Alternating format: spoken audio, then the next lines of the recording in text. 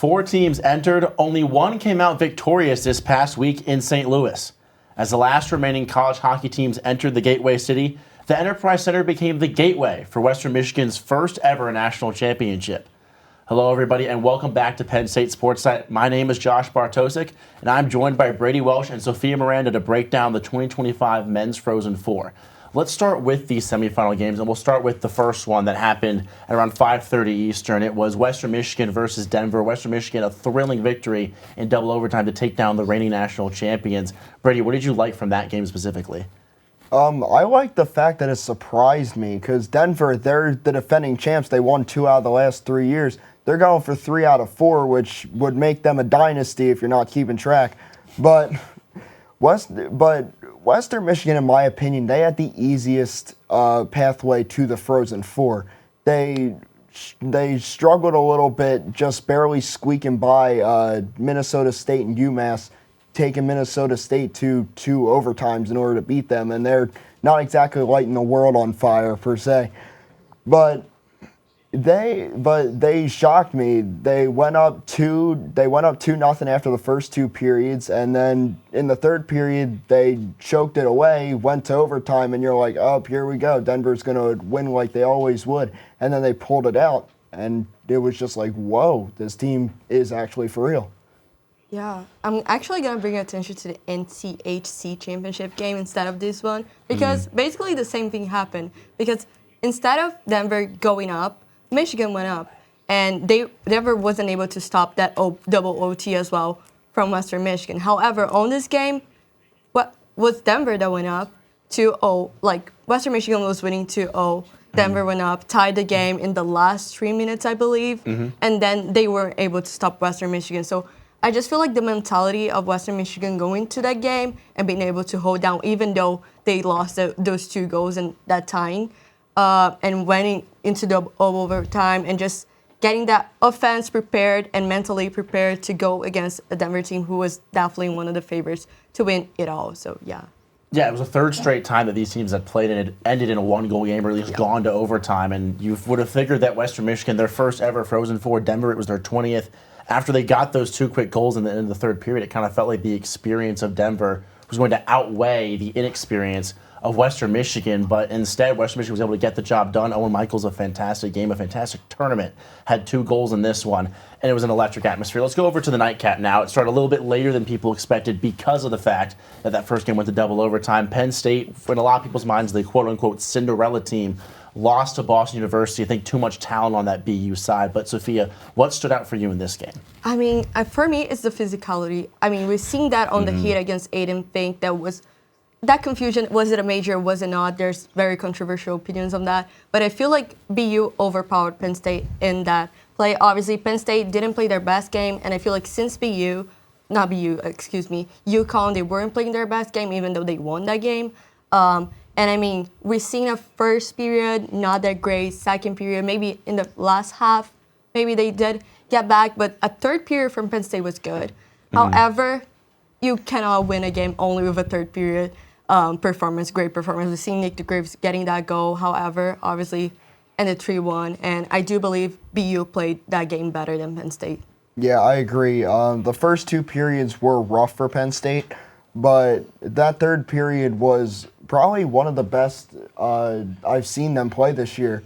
They were coming out firing in that third period, and I absolutely loved what they did in that period. And in my opinion, Boston BU was just overpowering, like you said, and they just had too stacked of a roster. I mean, when you got Hudson and Iserman going on a 2-on-1, you're gonna score every time. So, but also I want to talk about that first goal. I saw this as an issue. I'm not saying this is why we lost, because I think we would have lost anyway, because BU just has too much talent on their roster.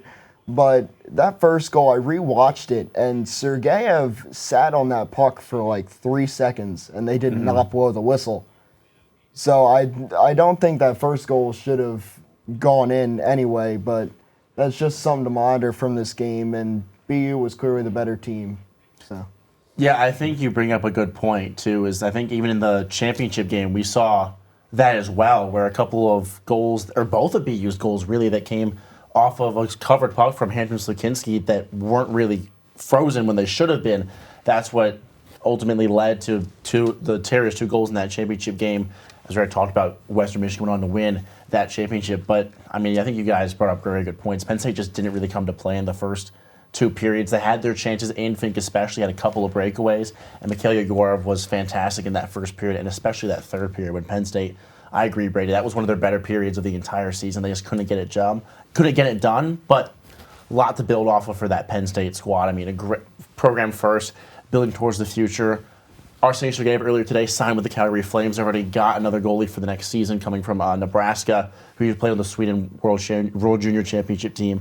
Lot to be happy about. But when it's all said and done, I think we can all agree that this was one of the more exciting and memorable Frozen Fours in recent memory because of the fact that there were 2 new teams that had never been there before, 2 teams that had almost a dynasty, right? But Brady, I want to go to you first. What was your most memorable or favorite moment from this past weekend?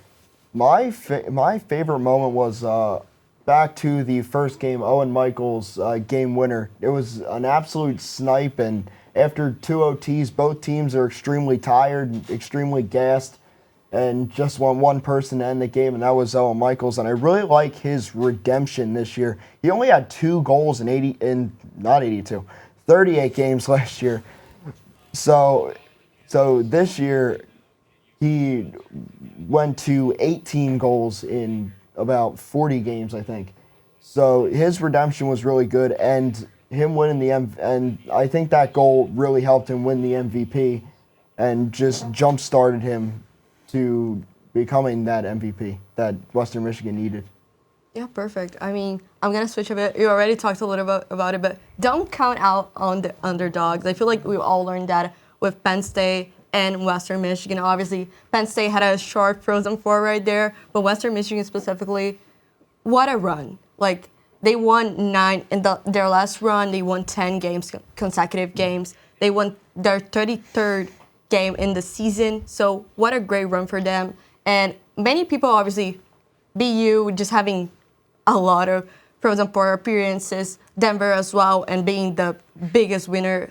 So just counting down, went through Denver, going through BU, which I don't feel like many people thought about it. Mm-hmm. And Western Michigan, obviously, they were ranked high, but you see a name, and I feel like that comes with it. BU has the program, but Denver also has the program. Western Michigan is still building that, and I feel like Penn State is as well. And I feel like maybe in the other years we'll see them 2 more, but definitely don't count on the underdogs.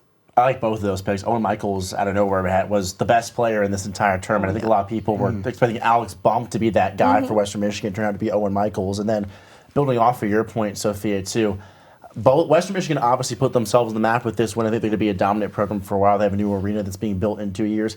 Penn State, we heard from Danny Genevieve, he said it as well after the game, that they're on the map now. And I think a lot of people, both in and outside of the program, recognize that now for both of these teams. And it was fantastic. My favorite moment was kind of also along the lines of Western Michigan, but it was more so just the atmosphere and the fans. They all flew out there. They were flown out by their athletic director. They made the trip down. Their tickets were bought. There's only about 150,000 people that live in Kalamazoo, and I think a good 85% of them made their way down to St. Louis. The entire arena was filled in beige and yellow. It was fantastic. And my personal favorite moment was, I believe it was late in the third period in the second game, a fan on the Jumbotron did a shoey. And for those of you that don't know, you should look it up afterwards. It's truly a remarkable thing. And it got the entire crowd going that didn't even need much help getting electrified. It was a sellout crowd as well. So the Western Michigan faithful, not many people really recognize that was a top-tier hockey program in terms of having fan loyalty. They proved it this past weekend, and it was really, really a sight to see. This past Frozen Four was certainly one of the more entertaining in recent memory, and the future of college hockey is only going to reach greater heights with the inclusion of CHL players next season and parity at an all-time high. Who is going to become next year's NCAA champion? Only time will tell. But until then, that is all the time we have today on Penn State Sports Night. For Sofia, Miranda, and Brady Welsh, I'm Josh Bartosik saying so long and have a great night. Hey everybody, thanks for tuning in to this edition of Penn State Sports Night. For more content like this and so much more, make sure you subscribe to our YouTube channel and follow us on Instagram, TikTok, and X. For everyone here at Penn State Sports Night, We are Penn State Sports Night.